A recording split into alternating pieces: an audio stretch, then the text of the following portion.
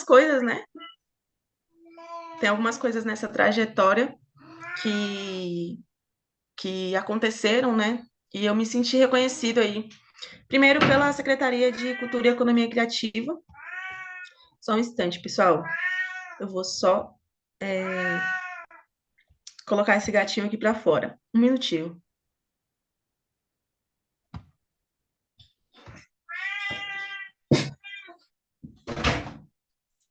Vai, carinha.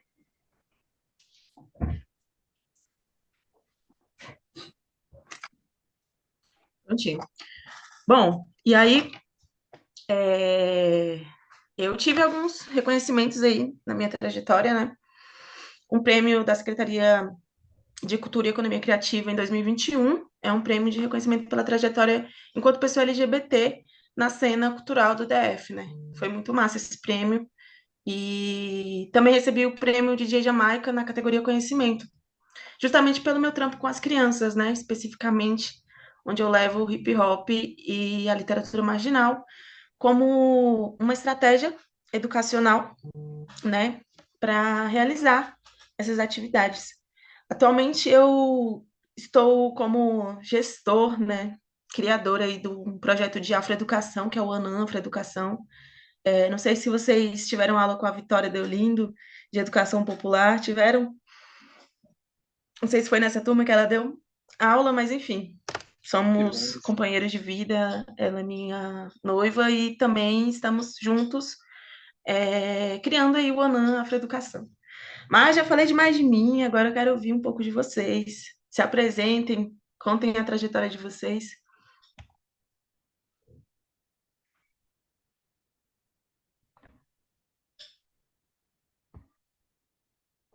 Quem vai começar?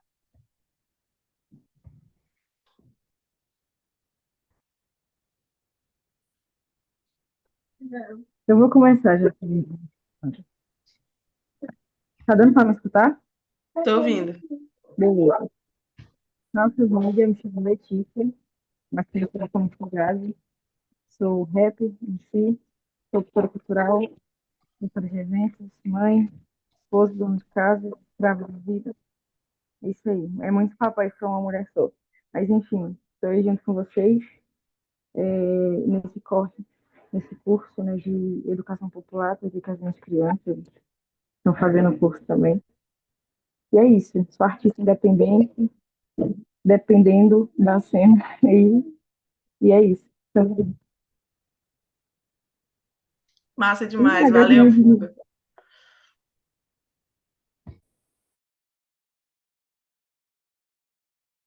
Quem vai agora, família? Eu sou a Tainá, eu sou historiadora, pedagoga, mas trabalho com revisão de texto atualmente, mas tenho vontade de trabalhar com educação popular voltada para a alfabetização, de uma outra maneira mais criativa, mais liberta e uma educação antirracista. É mais ou menos isso mesmo. Muito massa, valeu, Tainá.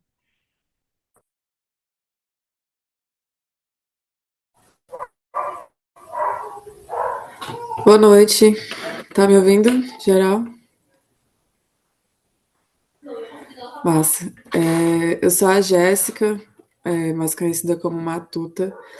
Sou produtora cultural, sou empreendedora, eu tenho um brechó, o Brechó Pano Doido. Faço parte da Casa do Hip Hop do Sol Nascente, como produtora, né, no elemento de conhecimento. Sou membro do Instituto Filhas da Terra, Instituto Socioambiental atuante aqui na CI há mais de 6 anos. E é isso, sou poeta e muitas outras coisas que eu tô aí descobrindo e fazendo. Da hora demais, valeu, Matuta. Quem vem lá?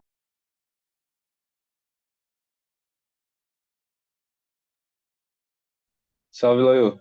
Me consegue me ouvir? Tá me vendo aí? Tô te ouvindo. Deixa eu ver o que vocês não estão me vendo. Tô te vendo também. Beleza.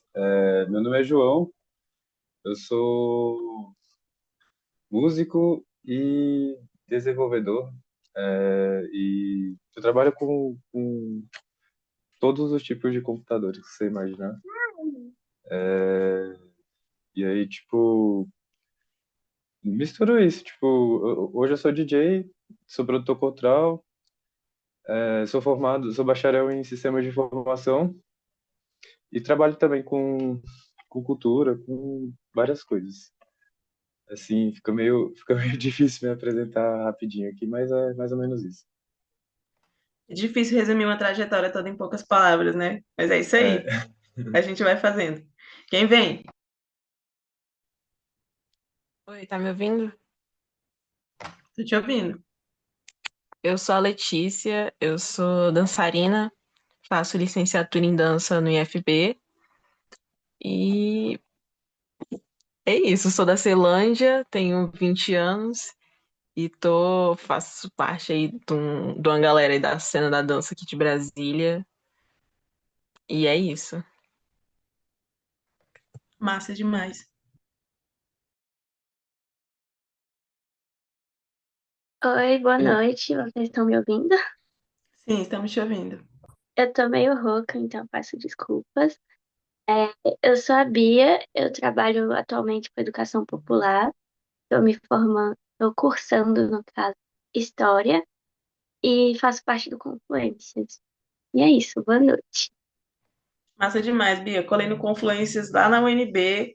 Rolou uma conversa lá, Eu foi muito lembro massa. de você, a sua apresentação, seu texto foi lindo. Poesia, texto, eu não sei como se enquadra. E perdão por isso, mas Não, estava suave. lindo demais. Os alunos amaram. Foi muito massa. É poesia, assim, nesse caso. Quem mais, galera? Acho que eu posso me apresentar. Me chamo Felipe, sou da Ceilândia, curso psicologia, vou para o segundo semestre. Eu também faço parte do Confluências, eu estou no ali pelo apoio, mas sempre dando ajuda no que puder ali. E é isso. Da hora, Felipe. Opa, tá me ouvindo? Tamo ouvindo, Samuel. Eu sou Samuel, boa noite, né? Primeiramente, sou Samuel, tenho 18 anos. Eu saí do ensino médio ano passado, não tem muito tempo assim. Eu sou calouro, eu era estudante no caso do Confluências e eu sou calouro de engenharia de computação na UNB. Só isso mesmo. Que massa. Falta alguém? Opa, salve. Olha, Boa noite para geral. Sou o Mufil, sou organizador e MC de batalhas, certo? Sou estudante da UNB também, curso de filosofia. E no mais é isso mesmo. Salve para geral aí. salve, salve, Morfeu. E aí, pessoal, estão me ouvindo? Tamo ouvindo. Boa noite, eu sou o Guilherme, faço serviço social na UNB. Também estou no meio cultural, sou ativista pelos direitos LGBTQIA+. E é isso.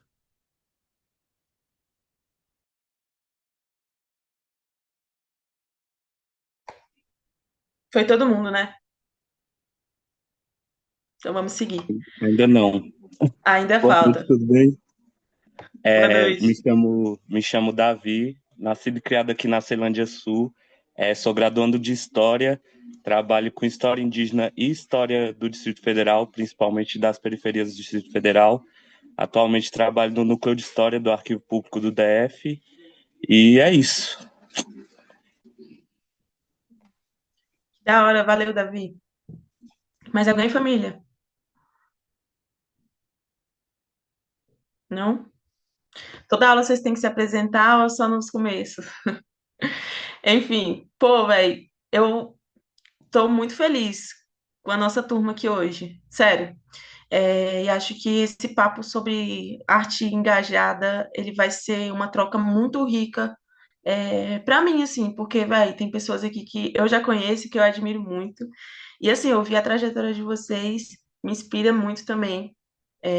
Não tem nada que eu vá apresentar para vocês que vocês não saibam, creio eu, mas é um rolê que a gente pode fazer para trocar uma ideia forte sobre como a gente está desenvolvendo a nossa arte na nossa quebrada e qual o impacto que ela está causando. Então, vamos lá. aqui eu trouxe um pouco das diferenças entre artivismo e arte engajada, né? Muito se fala que o artivismo, ele tem uma ação direta, né? Ele é voltado para uma ação direta. E aí, acho que isso pode ser impactante, né? Em alguns momentos, assim. Por exemplo, algumas intervenções poéticas, que são realizadas em conferências e, enfim, até mesmo nas câmaras dos deputados por aí rola muito isso.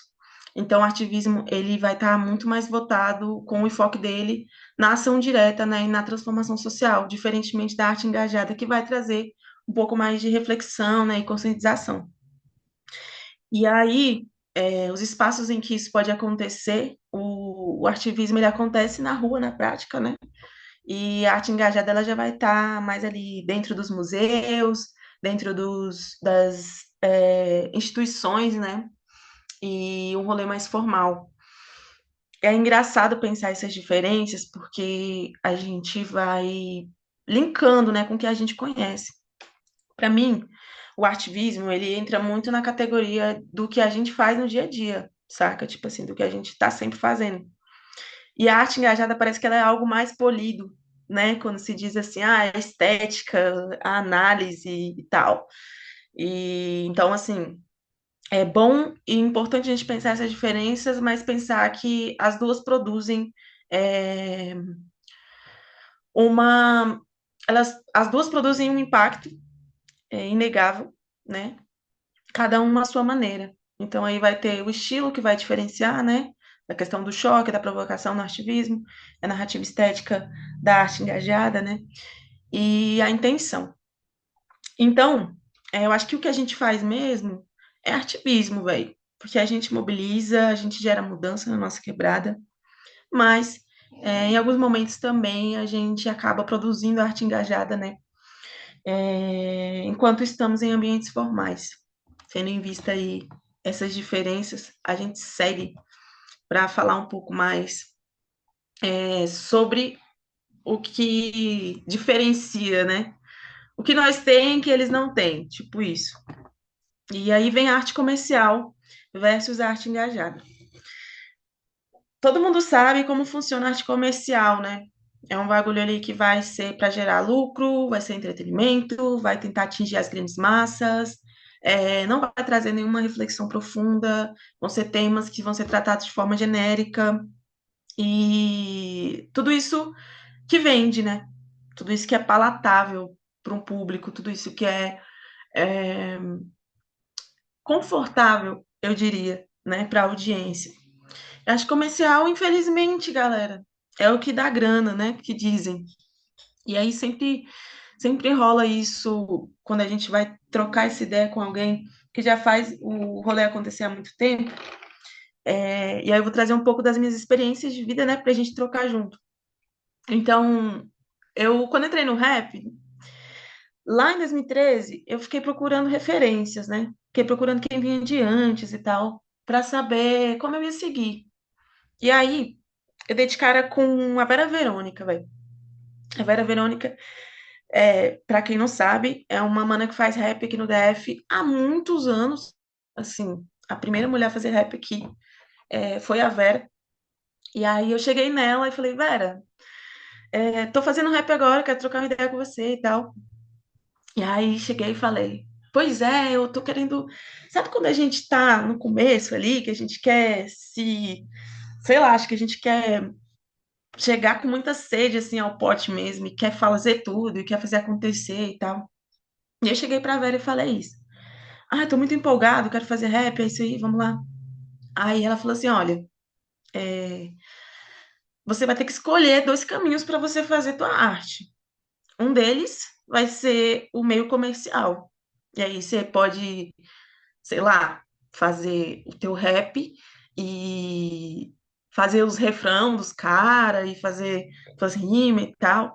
E ela já deu essa ideia já daquele jeito, né? Porque assim, cara, 2013 ainda não tinha tão forte o rap feminino como hoje tem, né? A gente não tinha esses ícones que estavam surgindo ainda, né? Então, rolava isso mesmo, das minas muitas vezes fazer refrão e tal. E todo esse rolê que às vezes ainda hoje acontece, né? Aí a Vera disse: então, você vai fazer para vender ou você vai fazer no que você acredita?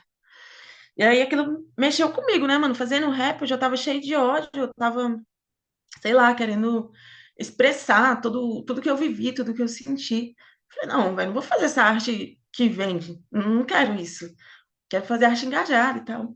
E aí ela falou, virou pra mim, foi bem dura mesmo, e falou: olha, se você for escolher o caminho de fazer aquilo que você acredita, não vai ser fácil. Esteja ciente que não vai ser fácil e que pode rolar de você se sentir frustrado, às vezes. Aí eu fiquei naquela, né? Nossa, mas como assim? Que balde de água fria, eu tava tão empolgado, pô, pra fazer rap e tal. Mas é o que gera, galera. É o que acontece. Quando a gente tá trazendo a reflexão, quando a gente tá tentando mudar o paradigma, quando a gente tá tentando transformar a nossa realidade, velho, ninguém quer saber, tá ligado? Muitas vezes só se engaja quem já é engajado. Então é a galera que já faz a luta que vai botar fé em você. Isso é muito massa. Mas o resto da galera, vai ficar, não sei o que, não sei o que, tipo, toda vez é isso e tal, não sei o que. Eu lembro muito quando eu tava começando a rimar nas batalhas. E aí eu chegava nas batalhas pra rimar, eu tava morando em Planaltina, então, até então. Chegava nas batalhas só jogava ideia, velho. Mesmo os caras querendo sangue, né? Que as batalhas de rima rola das pessoas quererem ouvir, a gente se degladiando, enfim, os caras queriam sangue nessa época e eu queria trocar ideia, eu queria ideologia. E eu sempre insisti nisso, velho, porque eu achava que com o mic na mão, eu tinha um poder muito grande de amplificar a minha voz. E não só a minha, mas a de todo mundo que estava comigo, sabe? De todo mundo que me antecedeu, de todo mundo que, poxa, não teve oportunidade de falar por si, né? E vai, chegava lá, trocava ideia mesmo, enchia a cabeça e falava. Até hoje, meio assim, na real. E muitas vezes eu ouvi isso de canto, né? Da galera, velho, isso aí não dá futuro, não, ó, só fica falando dessas coisas de feminismo e não sei o quê. Eu nem falava de feminismo, mas enfim, essas coisas acontecem, a gente sabe. Ah, só fala de feminismo, só fala disso, daquilo e tal. E eu ficava sem entender por que que as pessoas estavam me falando aquilo se eu cresci ouvindo Sabotagem, mano. Se eu cresci ouvindo Racionais, que trocava ideia mesmo sobre ser preto, que trocava ideia sobre periferia, que falava sobre vencer no gueto, tá ligado? Que falava sobre várias fitas. Não entendia, mas acontecia muito no movimento hip hop. Rolava muito isso comigo. Mas aí eu escolhi o caminho que vocês já estão ligados. Eu escolhi o ativismo, eu escolhi a arte engajada, eu escolhi fazer aquilo que eu acredito. E acho que isso me rendeu bons frutos, né? E segue rendendo também. E então, essa é a diferença básica que a gente tem aí entre arte comercial e arte engajada. E temos aí as nossas escolhas para fazer, né? Nossos caminhos. Mas eu acredito muito na arte como ferramenta de mobilização social. Bota fé? E aí a gente vai ter várias formas várias formas que podem potencializar a nossa arte. Ela pode ser um instrumento de protesto, pode ser, porque às vezes a galera só entende com uma linguagem mais acessível, tá ligado? Algumas imagens que são clássicas, velho, que a gente vê por aí e que, poxa, mobilizam toda uma geração para lutar, para fazer acontecer, para, sabe, literalmente se engajar, né? Ela é um instrumento de protesto, ela também pode ser uma cura, né? Como eu falei no começo, eu só queria soltar para fora, eu só queria liberar minhas tensões, só queria liberar tudo que eu via no mundo. Véi, aquilo ali foi uma forma de elaborar os traumas que eu vivi e foi uma forma que eu encontrei também de me libertar, saca? Então, foi uma forma de cura e de resistência também a arte para mim. Já era uma expressão de uma voz que foi silenciada ao longo da vida, Tipo assim, ensino médio, meus anos de escola, velho, eu não falava nada na sala. Nada. Ficava quieto, não falava nada. Eu nunca falei, nunca fui de falar. Aí depois, velho, eu me vi com o microfone na mão, cantando numa batalha de rima, falando tudo que vinha de dentro, saca? Então, assim, foi libertador também nesse lugar, de realmente me expressar, né? E de ganhar, de certa forma, um espaço ali, né? Dentro das histórias do discurso dominante, que a gente sabe que é o que toma conta, né, velho? Até quando o Davi, que estuda história de Brasília, vai saber. Mas aí, Davi, tá ligado que quando a gente vai contar a história da construção de Brasília, muitas vezes o pessoal, tanto nos arquivos quanto nos museus, eles ignoram totalmente toda uma trajetória da criação das periferias, né? De como surgiu, de como foram as remoções aqui no DF e tal. E aí, velho, é o discurso dominante que está presente ali.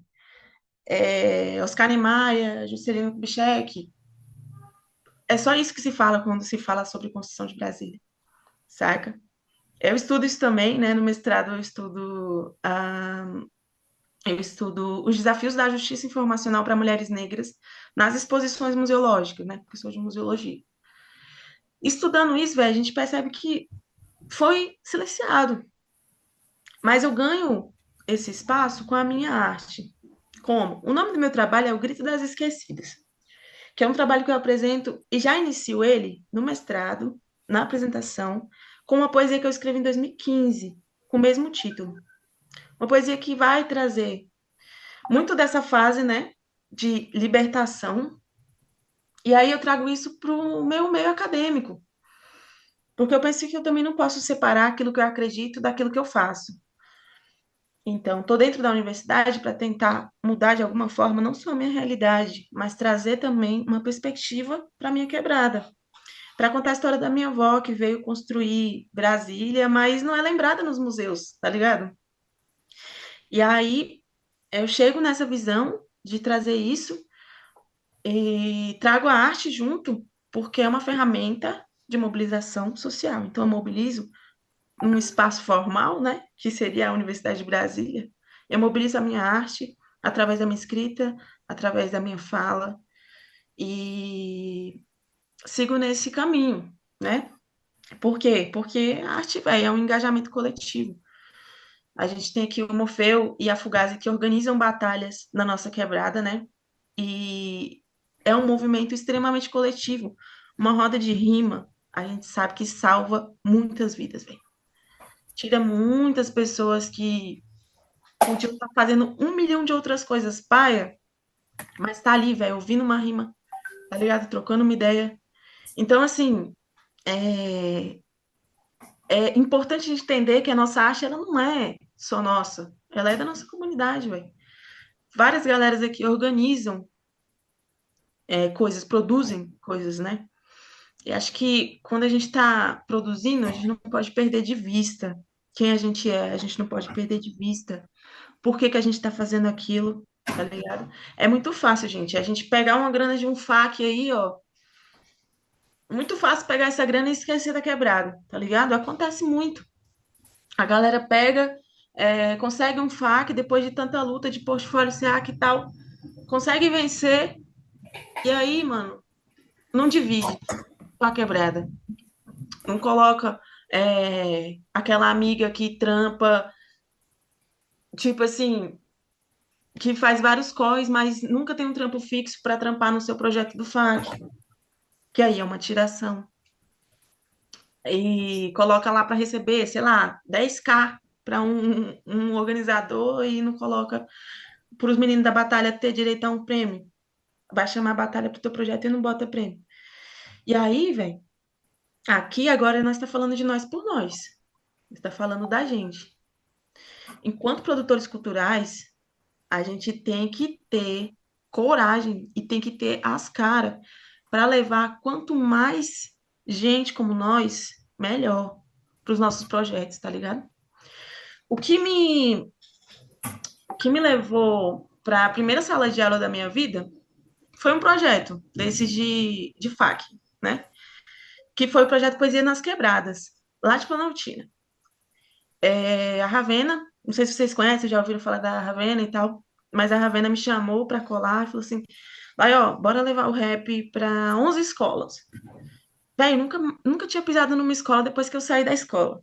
Aí eu cheguei lá, e aí eu fui vendo os pretinhos, as pretinhas com cabelo crespo, solto, armado. Eu falei, caraca, velho, que revolução, porque na minha época, mano, nem produto tinha pro nosso cabelo. Chegava no salão para cortar o cabelo, só falava, ih, isso aí não sei não, isso aí tem que passar escovinha para cortar. Então, assim, a revolução, ela já está acontecendo e somos agentes dessa revolução. Quando eu entrei numa sala de aula, numa escola, pela primeira vez, eu sabia que eu era esse agente. Sabia que o meu corpo que estava ali falando, mobilizando, trocando ideia, ia ser uma inspiração para algum menor que estava lá me assistindo. Assim foi nas escolas, assim foi nas unidades de internação, tá ligado? E aí, eu nunca perdi de vista o que eu realmente estou fazendo, velho. O que eu realmente preciso fazer. Trazer essa crítica social e política, né? Trazer essa linguagem, que é nossa linguagem também, e que pode ser uma linguagem aceita pela sociedade, tem que ser aceita, né? Às vezes a gente chega para trocar ideia, para dar uma aula, e o pessoal fica falando e tal. Cara, primeira aula de mestrado que eu tive, o professor perguntou alguma parada para mim, eu respondi de boa, normal, assim. Eu não sei o que que eu falei, mas eu vi a turma toda rindo. Eu acho que eu respondi tão de boa que eu falei uma gíria, se pá, dentro da primeira turma de mestrado. E a galera riu, velho. E aí eu vi que não ia ser fácil. Mas eu cheguei no outro dia para apresentar um trabalho e falei primeiro: família, é o seguinte, eu vou começar falando com vocês aqui da minha forma de falar, porque isso aqui é o português. Para quem não conhece, leiam Lélia Gonzalez, porque ela fala sobre isso. Isso aqui é o meu jeito de falar, mas além disso, isso é uma forma política de me expressar, onde eu me comunico do jeito que eu sei, com as estratégias que eu tenho, e eu não tenho que falar a língua de vocês, eu não tenho que ceder à pressão de vocês. E aí, velho, outra coisa, outra fita, entendeu? Porque quando a gente se arma e quando a gente se imune dessas estratégias, a gente consegue ser literalmente alguém que transforma, tá ligado? E aí a gente vai falar disso mais pra frente. Mas, enfim, a arte, ela também transforma, né, espaços públicos. A gente sabe muito aí dos grafites que a gente vê na quebrada, o tanto que faz a diferença, né? E outra coisa também que é massa, a gente tem em foco, tem em mente, é que a arte, ela possibilita a informação. Como assim? Ela traz acesso à informação que você não vai ter em muitos lugares, né? Cara, ouvir Racionais vale muito mais que muitas aulas de história, e vocês sabem bem do que eu tô falando. Em alguns momentos, uma letra do Sabota, uma letra do Racionais, vai trazer o que uma aula de história não vai trazer, porque você não vai entender nada naquela linguagem. Mas quando chega um facção central trocando uma ideia com você, falando, olha, você é oprimido, você precisa se erguer, você entende naquela língua. Você entende através da música, da melodia, através dos versos, da rima, você entende. Então, é massa a gente entender também que a nossa arte, ela possibilita, ela gera possibilidades para quem não tem acesso. Porque às vezes a gente teve um acesso ou outro, né? Como várias pessoas aqui, estou vendo que estão na universidade, às vezes a gente tem um acesso, mas a gente precisa possibilitar e ampliar esse acesso para que mais pessoas como nós cheguem até esses lugares. Porque, velho, querendo ou não, é importante, velho. A galera fala, porque a universidade é foda, não sei o quê, é branco. Não, a universidade não é branca, velho. A universidade é embranquecida, tá ligado? Os discursos que estão presentes na universidade hoje, eles são forjados lá. Então, a gente precisa estar nesse espaço para disputar esse espaço também, para trazer a nossa visão de periferia para dentro da universidade. Em 2018, eu fiz uma exposição lá na UNB, chamada Se Essa Rua Fosse Mina. Era sobre mulheres do hip hop no DF, em 2018. E aí foi muito massa, porque eu coloquei as meninas do grafite para fazer grafite ao vivo lá. Chamei a Vera Verônica na época para trocar uma ideia lá com o pessoal. Então, assim, dentro da Universidade de Brasília, a gente tinha uma exposição para tratar das mulheres do hip hop no DF, especificamente. Porque é possível. É possível a gente mobilizar através da nossa vivência. E aí, a gente vai para o próximo tópico. Eu trouxe aqui uma imagem de arquivo do início da construção de Brasília, né? Deixa eu beber uma água aqui. Trouxe essa imagem aqui. E também a caixa d'água da Ceilândia. E vou falar para vocês uma ideia. Quando eu estava montando esse slide, que eu botei a caixa d'água aqui, eu pensei, velho, vou colocar uns artistas aqui da quebrada. Ia colocar uma foto da Fugaz, inclusive. Tá ligado? Ia colocar assim, porque é uma inspiração que a gente tem do lado. Isso é muito importante da gente ter em mente. Quando a gente está falando de território, né? Poxa, se eu sei que a fuga faz a diferença aqui na quebrada, velho, eu tenho que ter ela como minha referência, tá ligado? Eu tenho que ter o Morfeu como minha referência, eu tenho que ter o Filhas da Terra como minha referência, tem que ter o Elas Fave como minha referência, tem que ter os cursinhos como minha referência, tá ligado? Porque tá aqui do lado. Então a gente pode se inspirar na nossa quebrada, a gente pode se inspirar na nossa rua. São espaços que a gente sabe que produzem saberes que, velho, a gente tem, mas eles não têm isso lá na universidade. Não é que a gente vai levar nossos saberes para eles, não. Eles são nossos e pronto, tá ligado? Quando eu fui fazer a exposição, a galera falou assim: tem que botar um glossário. Tem que botar um glossário aí para explicar esses termos. Eu falei: não, velho, não vou botar glossário. Quem não entende, não vai entender. Essa linguagem é para nós, tá ligado? É de nós para nós. Então, assim, é importante a gente ter isso em mente também. Que tem saberes aqui que são nossos e que ninguém pode tirar. E eles são valiosos justamente por isso. Bota fé? Enfim, o ativismo a gente sabe que é a partir da nossa realidade, que é o nosso cotidiano, que vai trazer as nossas inspirações, as nossas lutas diárias, como pessoas de periferia, como mães, como pessoas pretas, como pessoas LGBT, entendeu? Essas inspirações é que vão dar força para a gente produzir uma arte potente, para a gente se engajar nessa arte, fazê-la valer e fazer a diferença com ela também. Beleza? E tudo isso só surge quando a gente começa a olhar para o nosso lugar de uma outra forma, quando a gente faz uma leitura crítica do nosso território. E aí é que tá. Então, a nossa produção, ela se baseia nessa interpretação de como é o nosso espaço. O que a gente vê que é potente na Ceilândia? Eu vejo a Batalha do Terminal, que é potente. Vejo as galerias que hoje tem aqui na SEI, que são potentes, entendeu? Eu vejo os coletivos que organizam hip hop no Sol Nascente, que são potentes, tá ligado? Além das potencialidades também, a gente vai entendendo as ausências. O que a gente vê de ausência aqui? Todo mundo tá ligado já, né? Todo mundo já sabe o que tem de ausência aqui, sabe? E a partir disso também a gente vai vendo as formas como a gente se organiza aqui dentro. Temos coletivos, temos batalhas, temos saraus que acontecem, temos casas e lugares que a gente pode se aproxegar, né, digamos assim, e sermos acolhidos. A Casa Cotirene, que é um espaço super aberto, entendeu? E é um espaço de luta. Temos o Instituto Mãe África, aqui na Ceilândia, bem ali no Penorte. Lá rola capoeira, mas também rola outras atividades que a gente pode se engajar. Tem o Filhas da Terra, como eu já falei aqui.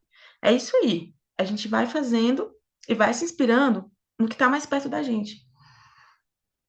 Eu poderia chegar aqui e falar de ativismo para vocês e trazer, sei lá, o Bansky, o Basquiat. Podia trazer. Mas para mim, eles são referências que estão muito longe, saca? É por isso importante a gente manter é, vidrado no que tá por aqui mesmo. E se inspirar nas nossas vivências também, né? Conhecer a história de biografia e biografias de ativistas aí que podem guiar nossas vivências. Eu coloquei alguns aqui ao longo da nossa apresentação, e aí a gente vai falar deles mais no final. Mas eu quero ouvir vocês agora. Quero ouvir as percepções de vocês, sobre o que que a gente está fazendo, como a gente está construindo, o que que a gente pode evidenciar dentro da nossa quebrada, nesse lugar da arte engajada, do ativismo, né? Nesse lugar mesmo. Quem quer falar comigo? Eu, tá me Fala ouvindo? tu. Eu tô muito feliz aí das coisas que você está falando, da sua história também, das suas experiências que você está compartilhando com a gente. Assim, um dos lugares da Ceilândia que eu mais me sinto confortável, que mais me abraçou, assim, durante o meu processo como artista foi o Cio das Artes. Que lá, assim, é um lugar que abraça produtores culturais que querem um espaço para fazer eventos e podem utilizar o espaço para fazer esse tipo de coisa que a gente de pessoas iguais a gente, sabe? Porque não é todo espaço que a gente pode chegar e fumar um beck, ouvir um rap, ouvir um funk. É muito a cultura é, dos movimentos sociais, assim, em geral é muito complicado. E, assim, gerar novas pessoas nesse meio é uma parada muito difícil. E, assim, fazer essa construção é uma parada complicada. Mas, assim, muito legal até agora a nossa aula. E parabéns pela resistência, pela pessoa que você é hoje. E, tipo, querendo ou não, eu acho que não só eu, mas muitas pessoas aqui se inspiram em pessoas como você, sabe? E muito precisa as intervenções.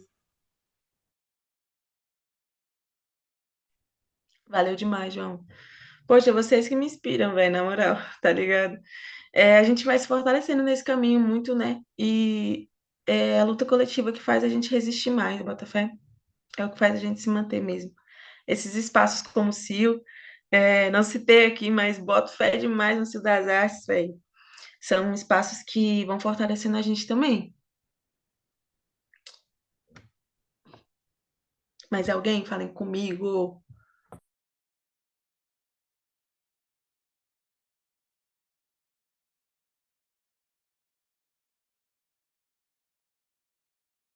Opa, consegue me ouvir? Sim, estamos te ouvindo. Bacana. Eu gostaria também de falar já sobre o papel transformador, né? Eu acho muito interessante os projetos sociais que levam à educação, né? Então também acessibilizam não só a performance, mas as pessoas também da população da comunidade estarem aprendendo, né? Esses fazeres artísticos, essas movimentações, né? E aí eu vejo bastante assim na Ceilândia e acho muito legal assim, esse papel transformador até nesses projetos, às vezes são pequenos projetos, pouco tempo, mas já introduz as pessoas assim a um universo, né? Uma forma de comunicar, se expressar. Falou tudo, Gabriel. Eu acho que é massa isso, porque é o seguinte, a gente tem que entender que todo mundo tem algo a ensinar. Assim como a gente tem algo a aprender, a gente também tem algo a ensinar, tá ligado? As nossas potencialidades a gente não pode esconder. Ai, tipo assim, pô, velho, mas eu não sei fazer tal coisa. Mano, o que você sabe fazer, você já consegue ensinar. Ah, didática, esses rolê todo da educação popular, a gente vai pegando com o tempo, é na prática, velho. Quando eu cheguei na primeira escola para dar aula, gente, eu fiquei em pânico, porque eu lembrei do meu ensino médio, eu fiquei com medo das crianças fazer bullying comigo, tá ligado? Aí eu fiquei assim, eu falei, gente, que medo, tá ligado? Mas foi de boa, porque a prática foi me trazendo esse lugar de entender qual era o meu espaço e tal. E aí, eu não falei lá no começo, mas eu ajudei a produzir esse livro aqui, ó, que é o Quebrada Livre. Eu fui organizador dele, e é um livro, gente, que vou falar para vocês. Ele foi escrito em 2023. Ele foi escrito dentro de uma unidade de internação lá em Planaltina. Esse livro tem mais de 40 poesias dos internos, mano. Bota fé? Eu tinha colado na unidade de internação em 2016. E aí, A repressão era tão grande que os meninos não queriam nem escrever. Os meninos não se sentiam livres para escrever. Em 2023 já mudou de figura, que é o que eu tô falando para vocês. A revolução ela já tá acontecendo, tá ligado? Fala tu, levantou a mão aí. Eu acho importante mesmo essa parte que você falou sobre dar aula, né? E é tão assim, quando você se sente com seus, que nem parece que você está dando aula, é realmente esse sentimento de trocar conhecimento, de sentar, conversar, explicar o que você tem, receber o que o outro tem e fica essa troca de conhecimento muito boa. Nesse sábado agora, uma das minhas amigas, ela não é formada em artes ou algo assim. E assim, ela deu uma aula sobre artes, assim, que a gente ficou. A aula era 1h10, 1h30. A gente conversou, trocou ideia com os meninos, todo mundo junto. E a aula passou assim, você nem percebeu que era uma aula, foi tão gostosa. E é muito disso mesmo. Você não dá aula, você troca conhecimento. É muito bom isso. Valeu demais, porque é isso aí. Gente, quando a gente tá falando pros nossos, a gente pode falar do nosso jeito. E a gente deve falar do nosso jeito, porque essa é a linguagem que aproxima, tá ligado? Essa é a linguagem que eu tô falando, que vocês vão entender, e a gente vai se entender junto, entendeu? Deu pra entender? Entendeu? Entendeu? Não, mas eu acho massa demais trocar essa ideia assim, porque eu sempre penso que, velho, eu tenho muito mais a aprender do que a ensinar. Mesmo eu tendo o que eu tenho, que eu posso repassar, o conhecimento que eu tenho, eu posso repassar, sim. Mas todas as vezes que eu dou aula, gente, todas as vezes que eu entro numa escola de ensino básico, ou que eu dou aula na universidade, todas as vezes eu saio aprendendo alguma coisa dessas aulas. Seja como melhorar minha didática, minha forma de me expressar, seja qualquer outro tipo de conhecimento, velho. Principalmente as crianças, cara. As crianças me passam muita visão, vocês não têm noção. Quem mais vai falar comigo? Tô gostando dessa troca.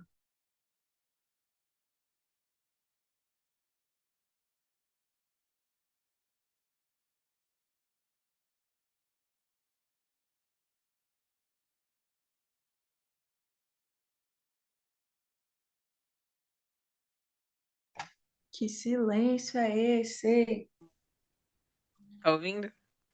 Agora sim. Semana passada, isso tudo me lembrou que um dos meus professores, IF, local muito, muito embranquiçado, principalmente a dança ali. E aí, das minhas professoras levou uma pessoa pra meio que dar uma palestra sobre a vida dela pra gente. E essa pessoa nasceu no Nordeste e, pô, é de se pensar que ela vai trazer coisas muito mais da cultura dela, de onde ela nasceu, muito brasileira. Só que essa pessoa, ela foi pra Europa, tudo que ela contava era super coisas europeias e como era tudo muito bom e como ela aprendeu muito lá. E até aí tudo bem, entre aspas. É, Só que quando ela veio falar sobre o Brasil, que essa pessoa, né, ela teve uma época que ela voltou pro Brasil, ela só criticava e as coisas que ela não criticava, ela falava super pouco sobre isso. E aí eu ficava, porra, como, como é que pode? Tantas outras pessoas, porque tantas outras pessoas que eu conheço que têm umas coisas muito fodas pra acrescentar que não precisou viajar mundos e fundos de lugares pra aprender tudo isso, não são reconhecidas, e uma pessoa que nem é tudo isso, ainda tem falas super estranhas também.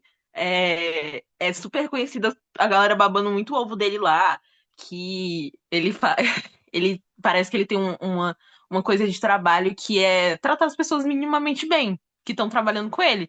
E a galera tratando isso como se fosse, meu Deus, super revolucionário. Só que eu assim com meus colegas, porra, é o mínimo. Não tô entendendo por que é tão uau. E aí, tudo isso me lembrou isso, essa experiência horrorosa que eu tive com essa pessoa que se diz brasileira, mas de brasileira não tem nada.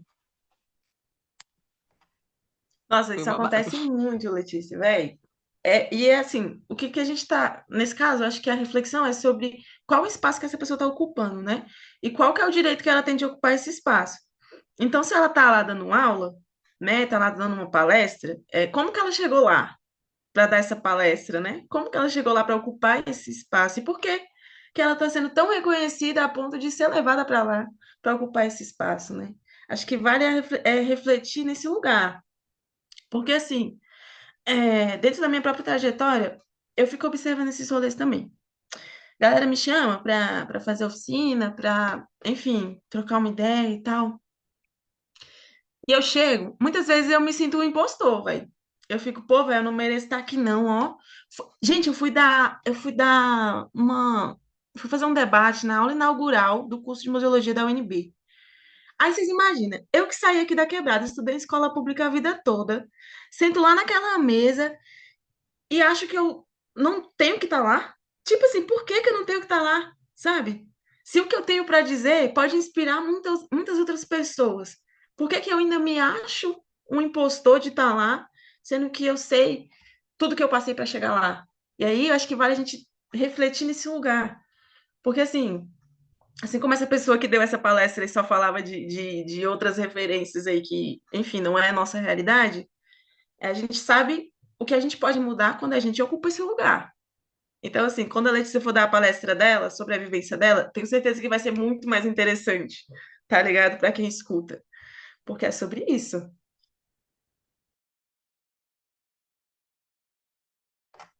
Eu tenho certeza que tem mais alguém que vai falar comigo, pra gente trocar essa ideia.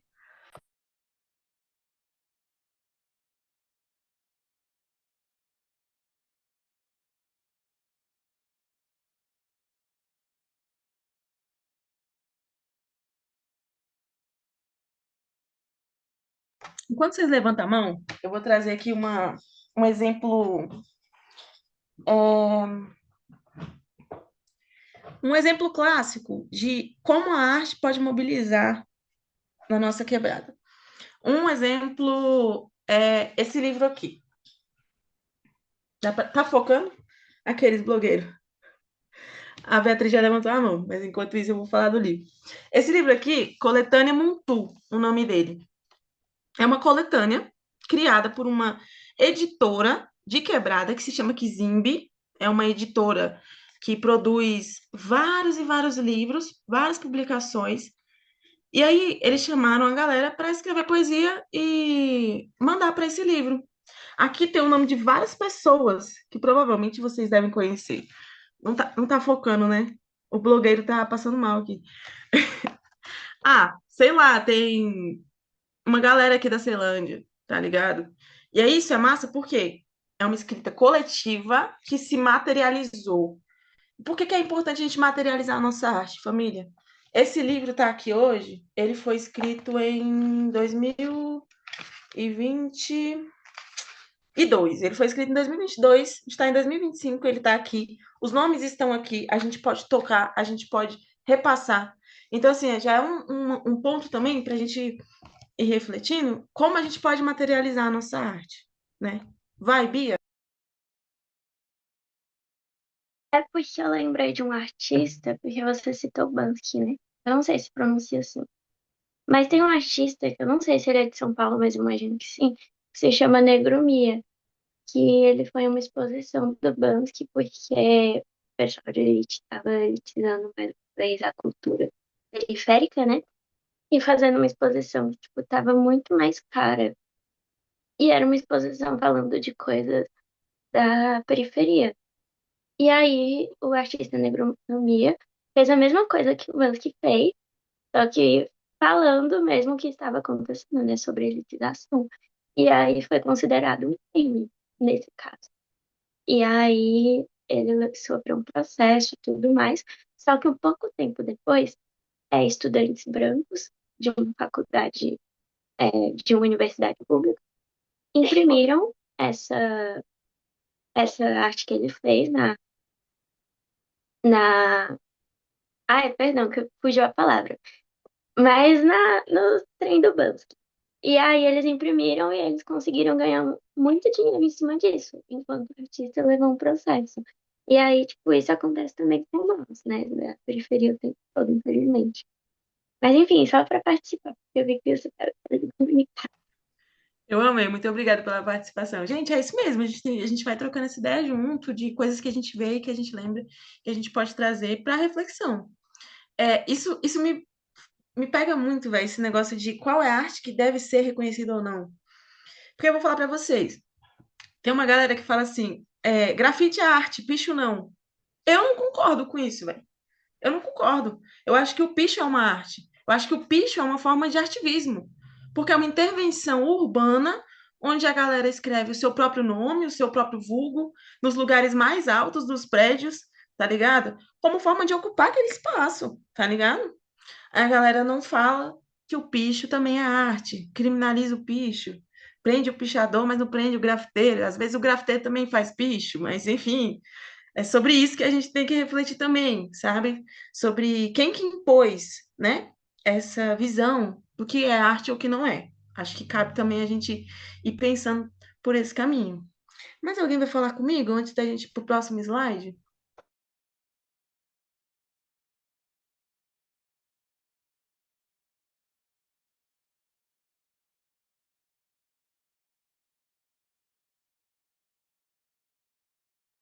Trouxe para vocês duas indicações que vocês já devem conhecer. Quem conhece o podcast História Preta, levanta a mão aí. Massa. Beatriz conhece, Jéssica também. Da hora. Gente, esse podcast é muito massa, porque ele é riquíssimo. Foi nesse podcast que eu conheci a história da Alessi Brandão e também do Lima Barreto, que são dois artivistas, assim, das antigas, que a gente se inspira. O Lima Barreto, ele é escritor, né? Para quem não conhece, e o Lima, gente, ele nunca deixou de falar do que ele queria falar. Ele sofreu muito. Lima chegou a ser internado em um desses hospitais psiquiátricos da época, sabe? Ele sofreu demais. E aí, mesmo sofrendo muito, ele não deixou de fazer a escrita que ele acreditava, que era uma escrita crítica, carregada de crítica social, é, que falava da realidade do negro brasileiro, né? E aí tem uma galera que sempre joga shade do Machado de Assis, né? E fala assim, o Machado tão polido, o Machado fez sucesso, foi embranquecido e tal. E o Lima é praticamente da mesma época ali, mas o Lima, ele não foi tão reconhecido. Por quê? Porque ele manteve as convicções dele e manteve as críticas dele. Mas ele foi reconhecido depois de morrer, né? O que acontece muito, infelizmente, com os nossos artistas. Enfim, conheci a história do Lima todinha no História Preta, que tem vários episódios lá que a gente pode ouvir por partes da história, de pessoas que fortalecem a arte de luta, a arte combativa. Outra pessoa que eu ouvi lá também é a Alessi Brandão. Quem conhece a Alessi, gente?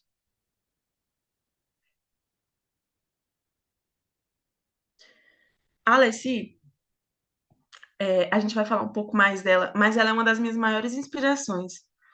Porque nesse podcast tava contando a história dela lá, e aí tava falando assim, Alessi Brandão ganhou de uma gravadora muito famosa na época o direito de gravar um álbum inteiro de graça.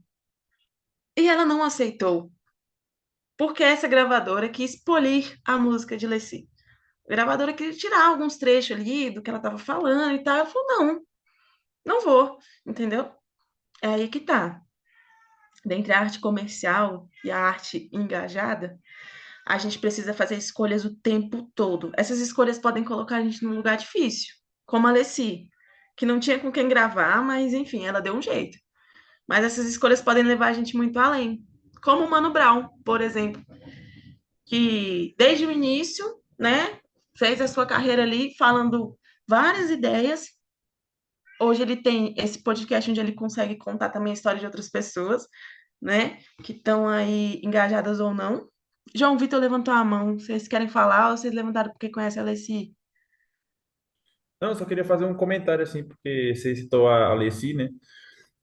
E ela foi uma das primeiras mulheres do samba que começou a escrever letras, por exemplo, é, reivindicando, por exemplo, o direito de mulheres amarem mulheres, assim, tipo, de falar que já estavam matando o Brasil, derrubando as árvores da floresta há muito tempo atrás, assim, sabe? E, tipo, e tem muita gente que não sabe, sabe? Muita gente que conhece ela deve conhecer, sei lá, só o Zé do Caroço, que é um grito muito importante de falar que está nascendo um líder dentro da comunidade que consegue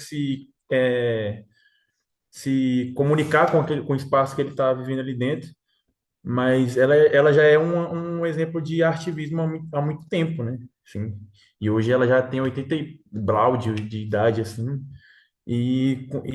através do samba conseguiu construir isso, né?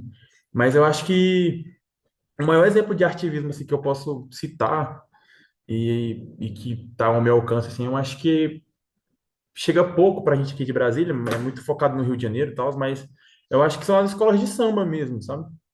Eu acho que a forma de fazer arte construindo um desfile e contando uma história é muito louco, assim, sabe? Então, você ter, por exemplo, a Mangueira de 2019 que colocou um dedo na ferida para falar que tem sangue retinto pisado atrás do herói emoldurado, sabe?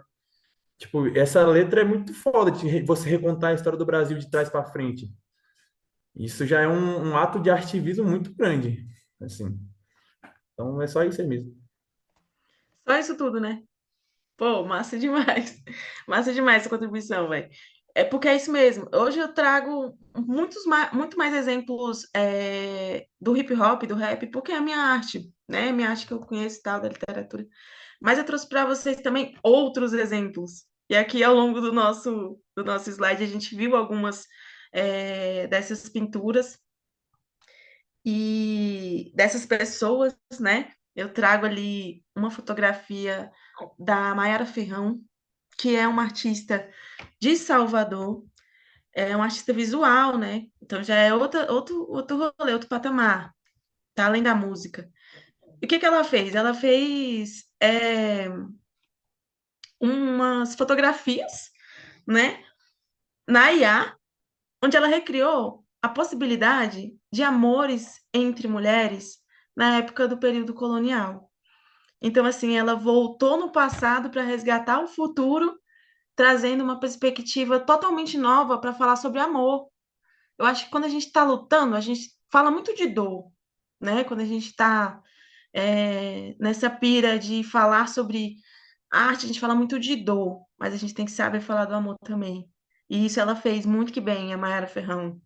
Outra pessoa que faz isso também é o Emerson Rocha. Essa pintura que vocês estão vendo aí abaixo, da mulher negra com roupa de baiana e a faixa presidencial, é uma pintura do Emerson Rocha. Ele é conhecido como de Saturno, né? E ele, cara, ele usa o azul, o branco, o dourado para fazer artes que vocês ficam assim de cara. E ali, todas as artes dele têm um cunho político. Ele coloca sempre homens pretos amando, homens pretos se amando. Então, sabe, é massa a gente conhecer para além daquilo que a gente já sabe, né? Ver também, saber ver nessas artes, né? Eu trouxe um pouquinho da história ali da Alessi, que, cara, ela foi eleita 4 vezes consecutivas, né, gente? São muitas vezes para se ser eleito. Então, além de fazer arte, ela literalmente faz política, né? E trouxe ali várias questões muito importantes para a nossa sociedade. Nossa, velho, o slide riscou aqui de azul, eu não sei o que que foi não, gente, mas enfim, cancelem, não consegui tirar. Não estava assim antes, tá? Ficou assim agora. Enfim, trouxe a Caê Guajajara também, que eu acho que é importante a gente falar. Eu sempre falo da negritude, que é o meu lugar, né? Mas acho que é importante a gente falar também dos povos originários. E aí eu trouxe a Caê porque ela é uma cantora que faz arte através, faz o ativismo através das músicas dela, mas ela também está dentro das escolas, levando para as crianças, saca? Eu acho isso muito massa. Conheçam a Caê, sigam a Caê, escutem os álbuns da Caê, que são muito potentes. Trouxe essas referências aí para vocês. Sabotagem, né? Vocês conhecem bem o Sabotagem, é o maestro do canão. E o Sabotagem, ele traz um tipo de ativismo que é muito massa, traz a partir da vivência dele, que querendo ou não, sim, ele se envolveu no crime, né? Mas ele traz a partir dessa vivência que basicamente vai trocando uma ideia sobre o quanto ele consegue se destacar hoje, o quanto ele conseguia se destacar, né? Na música, mas que também ele já passou por esse momento do crime. Então, acho que inspira também muitas pessoas a saírem do crime ou dos vícios, né? Aquela clássica dele, a cocaína eu vou parar, uhahaha. Então, assim, tá trocando uma ideia numa música, que aí quem não tem a visão vai falar assim, esse cara tá fazendo apologia, né? Esse cara aí tá fazendo apologia? Não, ele tá passando uma visão sobre a transformação da vida, enfim, várias fitas. Bom, gente, eu trouxe esses exemplos, mas eu queria que vocês falassem mais, se vocês tiverem aí mais alguns exemplos de arte engajada para trazer para a gente pegar essas referências, falem comigo. Então, eu gosto muito do Bezerra da Silva, né? Ele traz uma visão muito massa e é tipo o início do samba ali.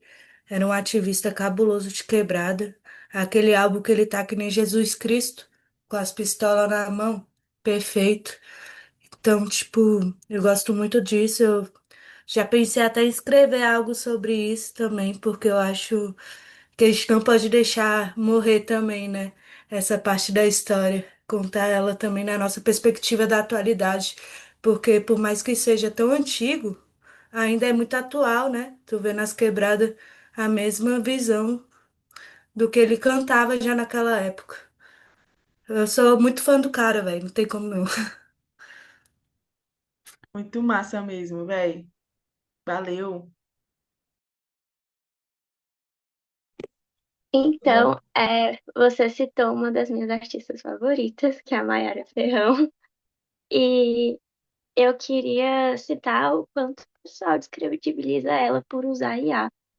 E, tipo, é literalmente só na arte dela, pelo menos eu vejo uma onda de hate muito maior quanto à arte dela do que de outros artistas que usam IA. Justamente, e aí, na minha perspectiva, né, mas aí a minha interpretação é justamente porque ela vai lá para esse lado mais de minorias e de perspectivas sobre o olhar preto, de afeto preto, né? Porque querendo ou não ver algo assim, é para esse tipo de pessoa, para essas pessoas mais conservadoras, é um ataque, né?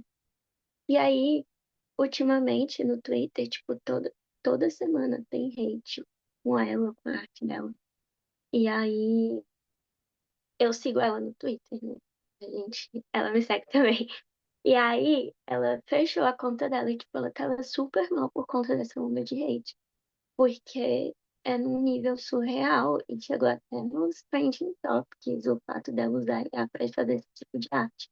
Só que ela sempre mostrou que ela usava IA justamente porque arquivos dessa época são muito raros de se achar. Os que existem infelizmente tem um passado muito triste e ela tenta trazer essa felicidade, essa perspectiva de felicidade, mesmo sendo em tempos tristes. Enfim, é só isso que eu queria falar. Muito massa, muito massa. É, eu acho que a reflexão que a Bia traz, ela é massa no lugar da gente entender que o quanto a sociedade pode ser nociva com a gente que está fazendo arte. Assim, cara, a Mayra Ferrão tá fazendo arte sobre amor. Por que que ela é tão atacada por fazer uma arte sobre amor? Qual que é o problema que as pessoas veem tanto nisso? É porque é amor preto, sim. Ah, mas ela usa IA. Ah, mas vocês botaram foto do Estúdio Ghibli no perfil de vocês e não estão falando nada, velho. E aí? Entendeu? Por que que só quando a gente aprende a usar IA, quando a gente usa IA, a gente tá errado? Tem que refletir. Tem que refletir, trazer a reflexão e se fortalecer nesse processo também. Porque, gente, pode ser adoecedor escolher o caminho da arte como um ativismo. Pode ser adoecedor. A gente pode sofrer muito hate. Como eu sofri nas batalhas lá no início, né? Da galera falando, você sabe falar dessas coisas? Tipo assim, se eu tivesse parado ali e dado ouvidos, eu não ia estar aqui hoje contando história, trocando ideia. Não ia estar. Eu ia ter parado ali. É, E aí, mas assim, é a gente entender que mesmo apesar da dor, a gente segue vivo. Olha a Alessi Brandão, gente, dos anos 70 para cá. Ela nasceu em 1944.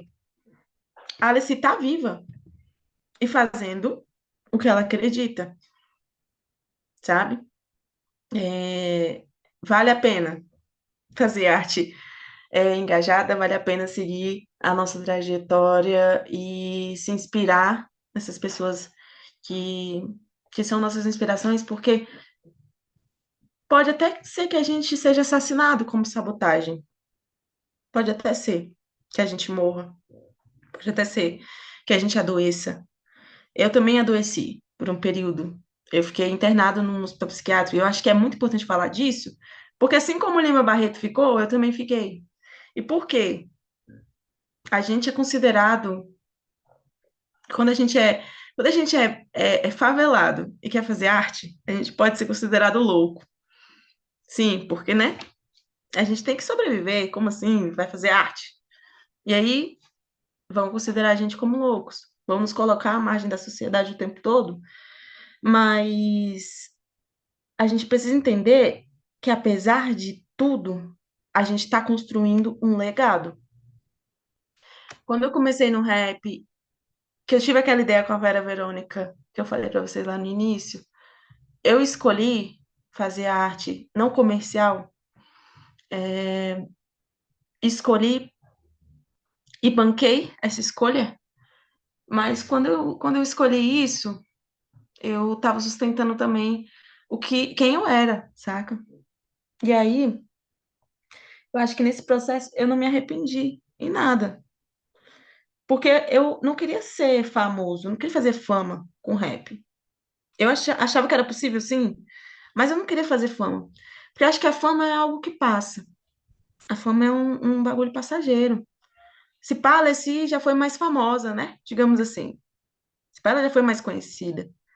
Mas passou, a fama dela passou. E o que que sobrou para a Alessi? Sobrou o reconhecimento. Que eu acho que é o que é mais importante da gente ter em mente quando a gente está fazendo a arte que a gente faz. Você quer fama, você quer reconhecimento. A fama vai ser 15 minutos, vai ser algum tempo que você vai ficar ali e tal. O reconhecimento não, ele é duradouro, é o legado que a gente constrói. O reconhecimento ele vem através de um prêmio, ele vem através de você ouvir a pessoa da sua quebrada falando assim, pô, me inspira em você, velho. Você acredita? Sigo na universidade aí porque você foi um grande exemplo para mim. Gente, eu passei 10 anos na Universidade de Brasília, me graduando, me graduando. Hoje eu estou no mestrado. Mas foram 10 longos anos. E foram 10 anos muito difíceis. Mas eu não desisti. E assim, poderia ter desistido? Ia ter feito muita diferença? Talvez. Talvez tivesse feito muita diferença. Eu não julgo quem desiste também. Porque não é fácil, gente, se manter dentro de universidade pública, morando a 40 quilômetros de distância da universidade, entendeu? Várias fitas na mente, várias coisas que são foda, você não teve muitos acessos, muita gente que tá ali teve. Então é difícil pra caramba, velho. Mas eu me mantive firme porque eu tinha na minha cabeça que o que eu queria, para conseguir o que eu queria, eu precisava passar por esse processo. Porque o que eu quero, gente? Eu quero dar aula na universidade. Pô, Lael, você quer isso? Você quer dar aula na universidade? Pô, você faz arte na rua, você quer sair daqui para dar aula na universidade? Que maluquice é essa? Mas eu sei que vocês estão dentro da universidade. Eu quero falar com quem é que nem eu, que chegou na universidade aos trancos e barrancos, que foi o primeiro da família a chegar nesse espaço. Eu quero chegar lá e falar assim: ei, vamos lá, levanta essa cabeça, não desiste, não. Você está aqui, mas você está apoiado pela sua comunidade, você está apoiado pela sua quebrada. Bora lá, bora fazer, entendeu? Porque, véi, nesse processo todo de universidade, me faltou esse tipo de referência. Eu já não tinha professores negros, e LGBT no ensino médio. Chegou na universidade, eu tive um ou dois. Mas esses um ou dois fizeram toda a diferença na minha vida. Tinha uma professora lá que, assim, eu chegava muito atrasado na aula, fazia só o que tinha que fazer e ia embora, porque é foda, né? Várias fitas. Mas teve um dia que eu cheguei lá na aula e a professora foi me mostrar minha nota. Ela falou: olha, você tirou MM, mas você sabia que se você tirar MS, você consegue ser monitor? Você consegue ganhar uma grana fazendo monitoria? E eu fiquei assim, olhando pra ela. Eu fiquei assim, gente, por que que ela tá falando isso pra mim? Será que é uma bronca que ela tá me dando? Mas por quê? Eu percebi que ela tava falando aquilo porque ela queria ver meu sucesso como estudante negro, como um dos poucos da sala dela na época. Ela queria ver meu sucesso, ela queria me ver bem, ela queria me ver vencendo. E aí, depois dessa troca de ideia que eu tive com essa professora, eu só tirei notão. Sério, por mais difícil que eram as matérias, velho. Eu chegava lá, teve uma matéria que eu tirei 11. Eu fiquei assim, caraca, moleque, tirei 11, velho. Fiz todas as provas, gabaritei tudo. Mano, isso me fez me sentir mais forte ali dentro, sabe? Ter exemplos como esse, em lugares como esse, fortalece a gente muito demais. Minha boca tá ficando seca, gente. Vamos hablar? Falem comigo. Vocês tiveram algum professor que inspirou muito vocês?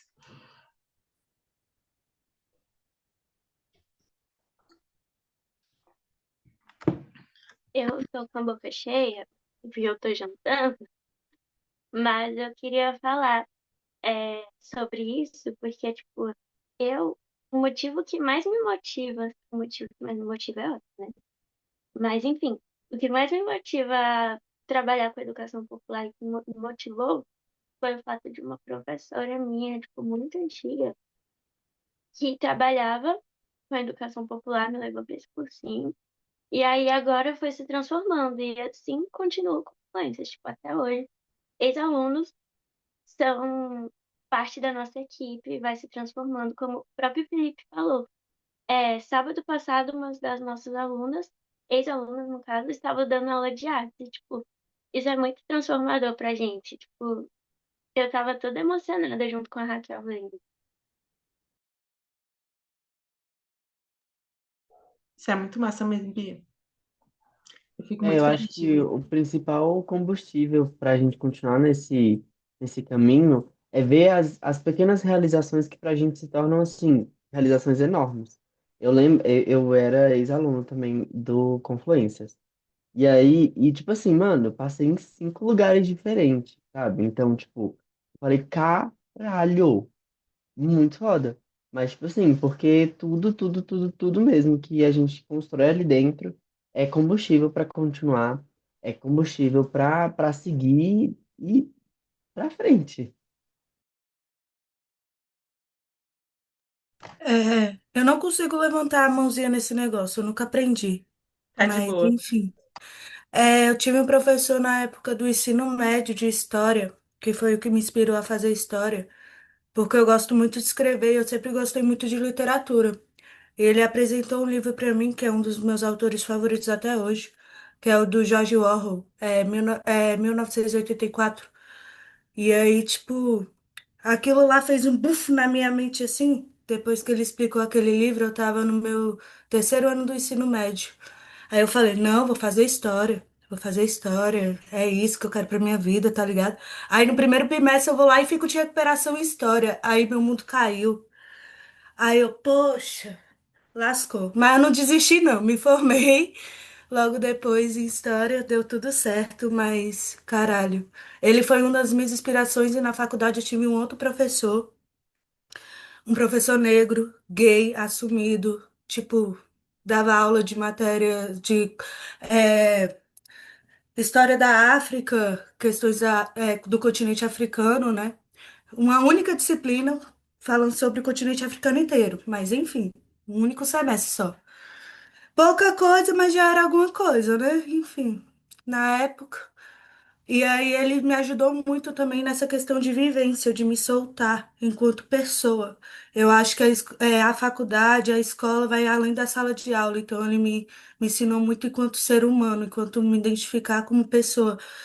Tanto me identificar como uma pessoa de periferia, uma pessoa preta, uma pessoa LGBT, que eu ainda tinha dúvidas em relação a isso, eu tinha muita culpa cristã, que rola muito nesse rolê, né? E aí foram dois professores assim que eu tive na minha trajetória que, tipo, me moldaram mais também como pessoa, não só na minha parte acadêmica em si. Eu acho que antes da arte a gente chega no ativismo, né, velho? O ativismo chega primeiro pra gente, se pá. Vai, Emanuele, fala com a gente. Oi, eu não me apresentei, né? Eu sou a Ellie, eu faço terapia ocupacional na UNB Mas enfim, sobre os professores, né? Eu tive dois professores, um foi no ensino fundamental. Eu estudei no ensino fundamental e no ensino médio em escola particular, mas com bolsa, né? Porque, enfim, meio caro. E no meu ensino fundamental eu tive um professor de filosofia que me apresentou para literatura de forma geral. Ele me apresentou para Clarice Lispector e desde então eu me encanto pela literatura de forma maravilhada, assim, é uma coisa muito linda para mim. E agora na faculdade, né? Faço terapia ocupacional, mas não era meu curso, não era o curso que eu queria. E aí eu não encontrava o meu lugar dentro da faculdade. E aí eu tive meu primeiro professor negro. Eu tô no quinto semestre e eu encontrei ele semestre passado. Tipo, é muito tempo, assim. E aí ele me apresentou um lugar da pesquisa na universidade. Eu faço pesquisa sobre raça e etnia. E aí, dentro desse processo, eu fiz uma exposição baseada no livro Querido Estudante Negro, que foi um livro que me tocou muito desde sempre. E, assim, eu acho que a universidade e ensinar vai muito além da sala de aula, realmente. E o tanto que ele me ensinou, e ele tá me ensinando até hoje, porque eu faço pesquisa com ele, é uma coisa, assim, que a gente só vê realmente quando a gente tá com os nossos, sabe?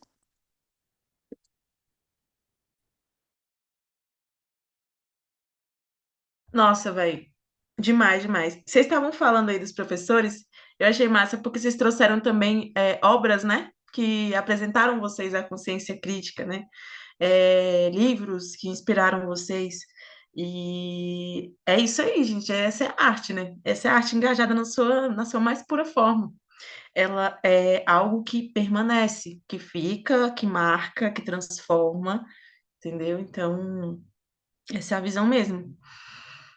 Além da gente ter esse veículo para essa arte, né, que é esse professor, essa professora que passa essa visão, que mostra o caminho, a gente tem essa materialidade, né?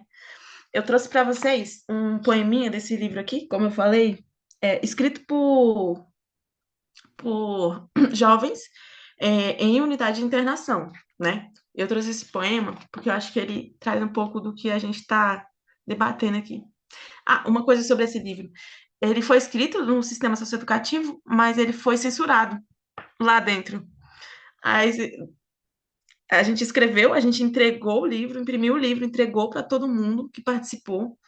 E aí os agentes denunciaram a nossa obra, dizendo que estava fazendo apologia ao crime e que não podia ficar dentro lá da unidade de internação, a não ser que a gente literalmente colocasse uma tarja nas 3 poesias que eles decidiram censurar. Enfim, essa não é uma das poesias censuradas, mas poderia ser. Eu vou ler para vocês. Preto, branco, pardo, pobre e favelado, discriminado pela sociedade foi criado. E hoje pede para eu ser sentenciado, trancafiado hoje, de cabeça baixa. Sinto falta da minha família, da liberdade. No desespero, entrei para o crime, e hoje me arrependo de várias fitas. Sinto mesmo falta da inocência que o crime arrancou.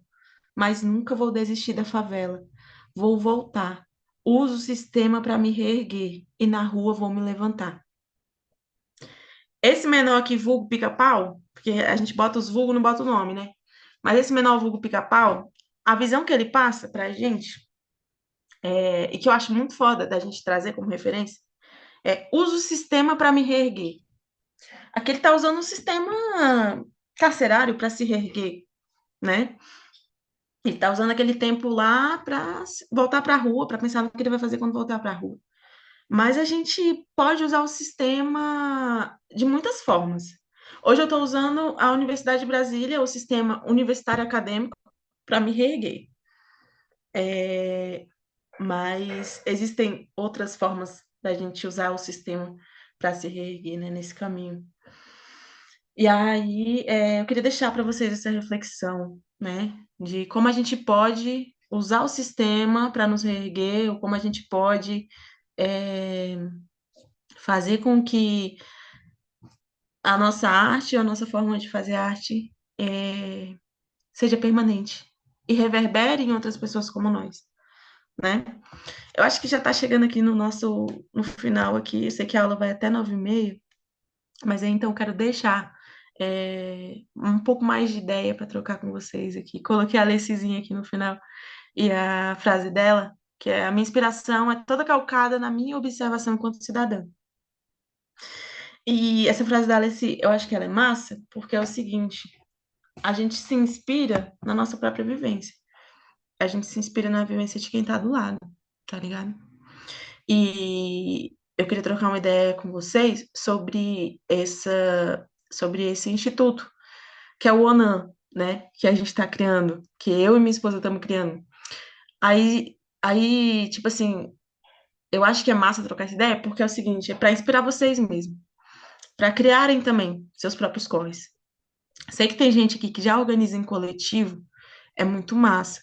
Mas é vocês pegarem a visão que vocês podem criar um bagulho e fazer acontecer, sabe? Vocês podem usar a ideia de vocês e transformá-la em algo palpável.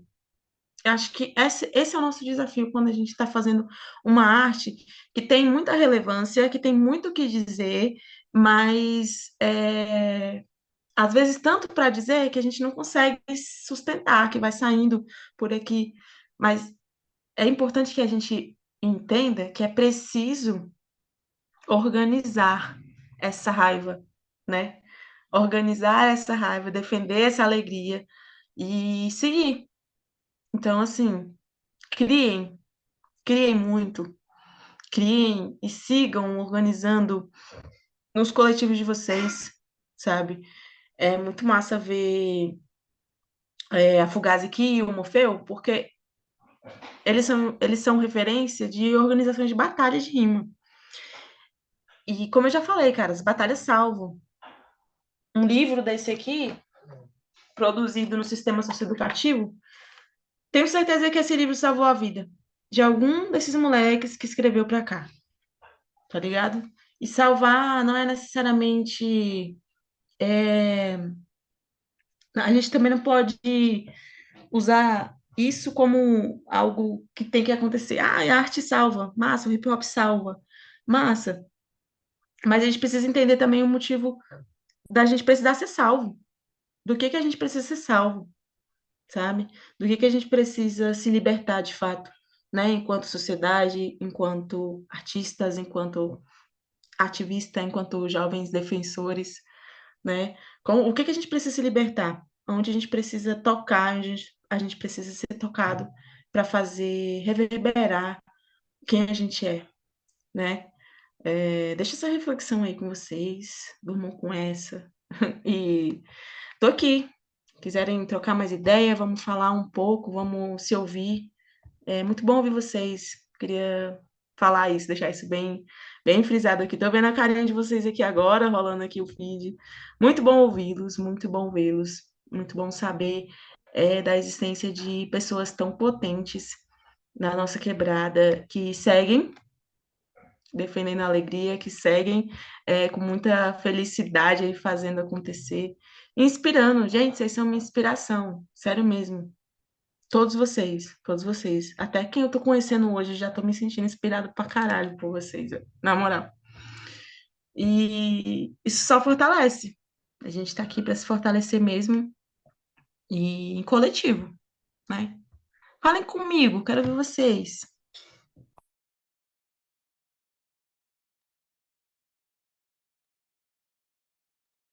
Opa, consegue me escutar? Sim, estamos te ouvindo.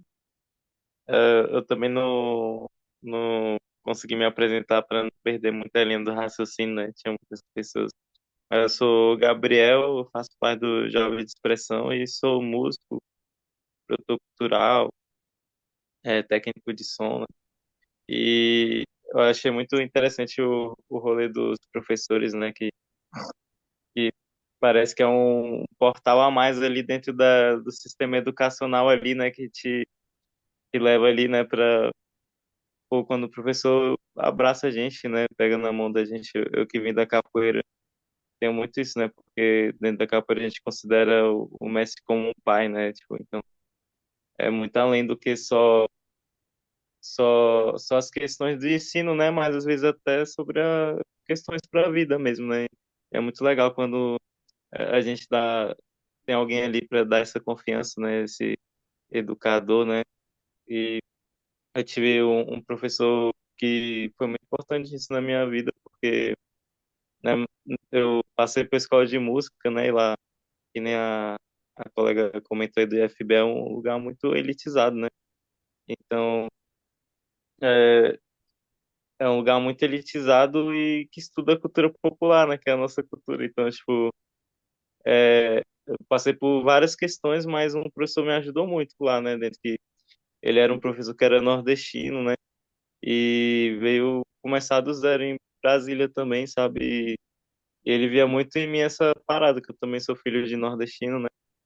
E aí metade das aulas eram conversando, assim, né? Porque eu já me desenrolava na técnica, então ele sempre trocava muita ideia e ele chegava com umas ideias muito avançadas, sabe? Tipo, de muita sabedoria mesmo, assim, de uma pessoa mais velha, vivenciada. E uma vez ele falou assim: poxa, Gabriel, você já parou para pensar que para algumas pessoas tá fazendo o que a gente está fazendo, que é uma ascensão social, a gente está conseguindo ser professor, ter um diploma, para algumas pessoas é descer socialmente.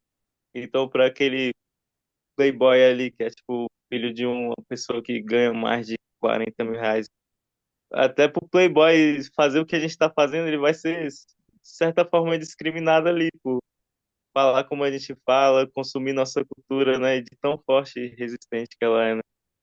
E, e aí eu parei para questionar sobre isso, né, que a gente está nesse papel da cultura popular, a gente faz porque é algo da gente mesmo, que a gente ama, que a gente reconhece, que a gente vê ao nosso lado, porque se for parar para ver, para alguns, a sociedade vai ser descer socialmente no background, né? Só que aí ele sempre falava assim, tipo, outra lição que eu peguei grandão com ele assim, né, tipo, que eu sempre me pego refletindo, né, era sobre eu só queria sobreviver com a arte, sabe? Ele falava, não, você tem que sobreviver, você já sobrevive, tocar ali e tal. Agora você tem que buscar estar nos espaços assim, pô, você tem que sonhar em criar seu rolê, você tem que sonhar em, tipo, poxa, criar seu DVD, criar seu, tipo, ter, ter metas, objetivos que, tipo, podem ser difíceis, mas são importantes ali, né? E a gente tá ali para acessar, né? Independente dos obstáculos, né? A gente não deve se ater apenas, né, à questão da sobrevivência, né? Ali dentro da arte. É a minha contribuição. Isso aí, é isso aí. A gente tem que viver para além de sobreviver, né? E viver confortavelmente, com dignidade, né? É o nosso direito, gente. E, bom, esse rolê de transformar seus sonhos em planos, né? Eu acho que é o ponto-chave que a gente precisa também chegar, Botafé. É tipo assim, pô, velho, eu tenho um sonho, quero ser artista, mas só quero sobreviver mesmo. Vamos fazer seu sonho virar um plano, e do seu plano vai virar uma meta, e dessa meta você vai cumprindo cada uma e vai chegando onde você precisa. É importante a gente ter. Eu falo que é ambição, mas é porque eu me inspiro na música da Cristal, gente, que ela fala assim. Para você, o que que é ter ambição? Acho que a ambição ela é diferente da ganância. Então, assim, a ambição é o que você realmente espera da sua vida e como você quer melhorar a sua vida e a sua comunidade, né?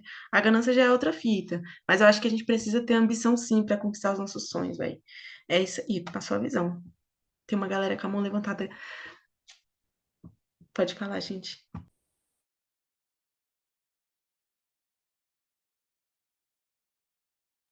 Acho que é a Jéssica primeiro. Oi, tava tentando ativar meu som aqui. Minha câmera tá um pouco escura porque a luz aqui da minha casa tá queimando e não consegui trocar ainda. Mas enfim, só gostaria mesmo assim de trazer o quanto que eu tô feliz de estar participando desse curso, de estar tendo toda essa troca, porque mesmo estando na linha de frente, na rua, tipo, de várias lutas, de várias formas, a gente tá sempre apagando incêndios, né? Tipo, tá sempre fazendo várias coisas para sobreviver, para pagar conta e tal. A gente não segue numa linha, né, de fazer uma única coisa, sempre várias coisas. E aí tá aqui, podendo ter, enfim, esse compartilhamento mesmo assim de tudo me faz me sentir muito viva, muito pertencente e é muito inspirador. É só isso mesmo. Que lindo isso. Que fofinha. Gente, primeiro eu queria agradecer o meu amigo Laiô por ter topado dar esse encontro, fazer esse encontro com a gente. Estou muito feliz. Eu acho que as nossas histórias se conversam um pouco. E aí, falando do papel de. Vocês já sabem, né? Eu falei isso na última aula. De produção, de fazer acontecer, de muitas vezes bater a cara na parede para fazer as coisas darem certo, que não é tão fácil assim. Mas eu acho que o papel da arte engajada, da arte como ativismo, da arte como mobilização social, que eu acho que é importante falar, porque a arte tem um poder e um papel muito importante dentro da nossa sociedade. E aí vocês vão me entender. E aí, falando papel esquerda, né? Quando a gente fala assim, vamos para uma manifestação. Gato pingado vai hoje porque a manifestação hoje não conversa com a classe trabalhadora, não conversa com a gente, não conversa com o povo. Virou um palanque. Mas a gente teve, aí eu não lembro se foi o ano retrasado, não vou recordar o ano agora. A gente teve uma manifestação que teve vários artistas participando, assim, do Baco ao Caetano Veloso, ao Seu Jorge, a artista local, enfim. E a esplanada tava lotada. Lotada. Gente, tava muito cheio. Muito cheio. E, beleza, era shows. Era shows. Mas ao mesmo tempo que era shows, era isso. Foi uma manifestação importante para pontuar políticas públicas, né? Então, ao mesmo tempo que a arte mobiliza, a arte também tem o papel de falar sobre as nossas vivências. Ela registra as nossas vivências, ela registra as nossas atuações. Às vezes é muito mais fácil fazer um rap, eu não estou generalizando, tá? Mas é muito mais tranquilo para nossa cabeça e para o nosso coração escrever em forma de arte, fazer arte, do que de fato dar a cara a tapa num artigo, num jornal, num negócio assim. Então, como é importante para a gente produzir, sabe? Eu acho que, como o Lael colocou, Morfeu, Fugazi, ele mesmo, a gente tem na Ceilândia vários artistas que escrevem a nossa história, sabe? Acho que é importante pontuar também quem é a galera da Ceilândia, qual é a história da Ceilândia, sabe? Não é o lote lá da Legião Urbana lá. Não é isso. A Ceilândia não é isso, entendeu? Então, assim, qual é essa visão de cidade, de periferia que a gente tem sobre a nossa cidade? Então, como a arte e a gente fazendo essa arte é importante para nossa história, sacou? E é isso, gente. Vai, Morfeu. Eu tava procurando esse botão aqui de levantar a mão desde o começo da aula, mas deu bom agora. Véi, tipo, uma parada que eu achei interessante, eu tô fazendo uma pesquisa para um seminário que eu vou fazer, né, na quinta, que é muito sobre isso mesmo, a arte por si só, né, tentar definir o que é arte e tal. E aí a nossa arte, ela meio que foi definida por um grupo, né, por uma elite, de certa forma, que o Lael falou aí, que é a parada que, às vezes, velho, a gente nem sabe mais o que nossa arte realmente é e o que ela deve fazer, tá ligado? Porque meio que juntou um bando de europeu aí que disseram pra gente o que era a arte e transformaram o que era a nossa arte antes em folclore, né? Como se o folclore fosse alguma coisa ruim, ou então marginalizada, ou então criminalizada, de certa forma.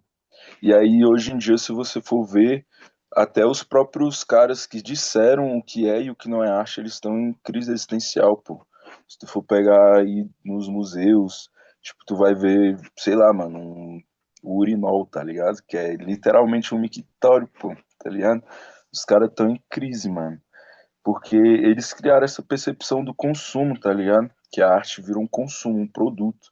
Eles que criaram essa visão do que é lazer. E, e o lazer através do consumo pelo álcool e outras drogas, etc, sabe?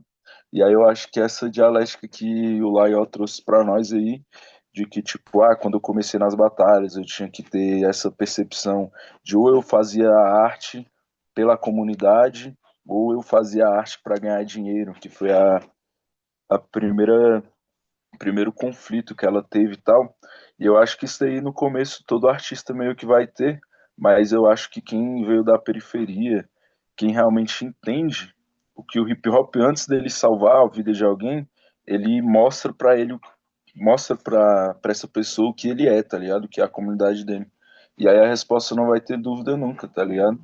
Eu acho que é muito sobre a comunidade mesmo e fazer pela sociedade que tá ao teu redor, tá ligado? E aí essa pira do ato pela terra, mano, foi um grande exemplo de como os artistas podem mobilizar uma parada. Só que mesmo assim não adiantou, tá ligado? Tipo, passaram o projeto, porque muitas das vezes você fazer uma vez, mano, é uma parada legal, importante, tá ligado?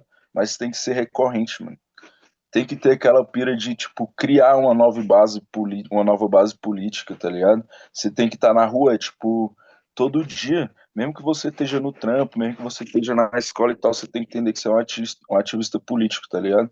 Porque querer criar um evento foda, uma vez no ano, assim, pá, será que realmente salva a vida das pessoas? Ou tu só vai alertar que a cultura existe, e aí no outro dia a pessoa vai voltar a ser só mais um alienado, assim, sabe, pro sistema.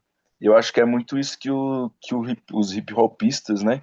Não tô falando de nós, mas essas pessoas que estão na grande mídia pensam que fazem, tá ligado? Eles aparecem no programa do Bial uma vez, e aí eles falam uma parada mó legal lá e depois somem, não faz nada na comunidade, tá ligado? E essa é a parada. Eu acho que a arte por si só não é uma discussão se ela tem que ser ou não tem que ser política. Ela vai ser de todo jeito.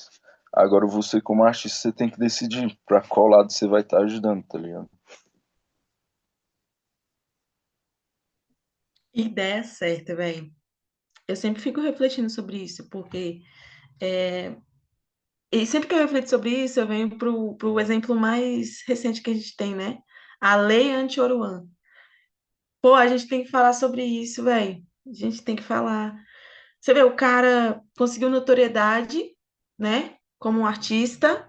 Ele não precisou escolher se ele ia sobreviver ou não. A arte dele, mesmo sendo uma arte que vai trazer perspectivas da quebrada, né? Que vai trazer um pouco de realidade, é uma arte comercial. É uma arte que vende. É uma arte que tá ali nas plataformas, que os menores estão ouvindo. Todos os menores da nossa quebrada, velho, estão ouvindo. E tá chegando na quebrada, tá chegando onde incomoda também. Isso é muito massa da gente ter essa visão, velho. O rap, o hip hop, o funk, assim como o samba já viveu seus momentos, se popularizou muito. Mas se popularizou onde ele tem que ser popular, que é também nesse lugar da arte comercial. Então, como a gente vai usar o sistema para furar essa bolha e fazer uma arte que fala da nossa vivência, mas ela também vende, sabe? Isso é massa também, a gente pensar nesse lugar. Porque isso incomoda tanto que os caras foram criar uma lei, velho. Foram criar uma lei, saca? Então, acho que é importante a gente pegar essa visão desse lugar, de entender também esses processos, né? No âmbito geral, social, né? E político. E o quanto realmente a gente tem peso, a gente tem responsa, os nossos corpos, quem a gente é, as nossas vivências. Véi, tudo isso importa muito. Não só quando a gente está fazendo arte, mas quando a gente está existindo nessa sociedade, que tem uma ideia de uma elite dominante, uma elite muito pequena, né?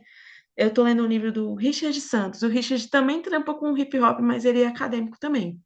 O Richard Santos, o nome desse livro é Maioria Minorizada. O que ele está falando, velho?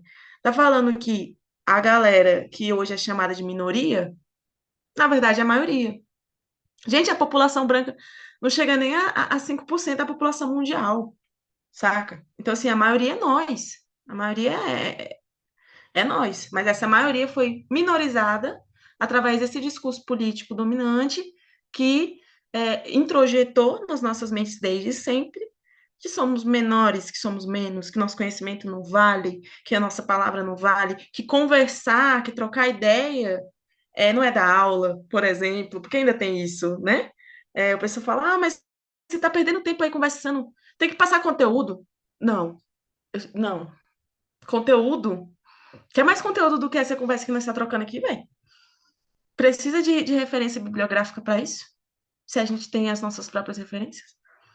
Então, eu que agradeço, primeiramente, segundamente, ou ultimamente, eu agradeço muito a oportunidade de estar aqui com vocês hoje.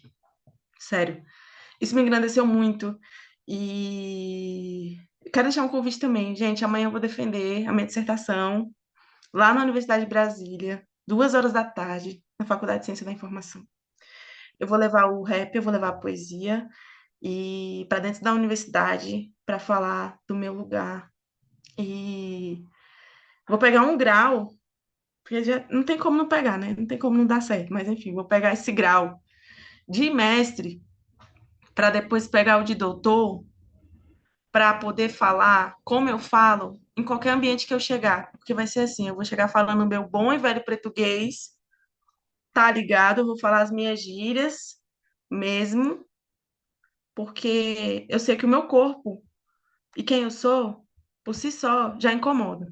Mas se eu chegar falando do meu jeitinho, levando a minha quebrada, vai incomodar muito mais. E é isso. A gente vive para lutar contra esse sistema. Não pode ser só uma vez, como o Murphy falou. Tem que ser todo dia, pô. Só agradece, gente. Foi lindo estar com vocês aqui hoje.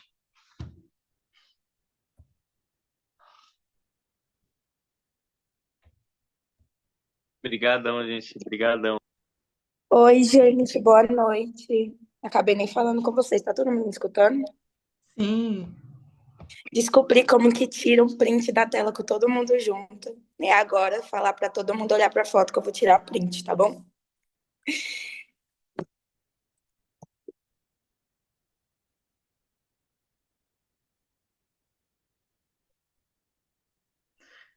Tô sorrindo, minha bochecha tá doendo. Já tirou? Show! Oi, gente, muito obrigada por todo mundo que entrou, que tá participando. Não esqueçam de colocarem lá na plataforma Pluriverso o que vocês acharam da aula. E também falar para a Jéssica entrar em contato comigo no privado sobre questão das atividades que ela não está encontrando, os materiais.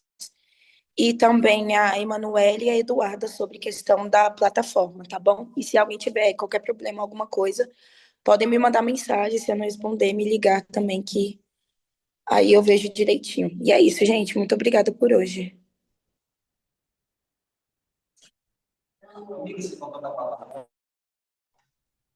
Valeu, gente. Boa noite para Pessoal, boa vocês, boa noite. semana para nós.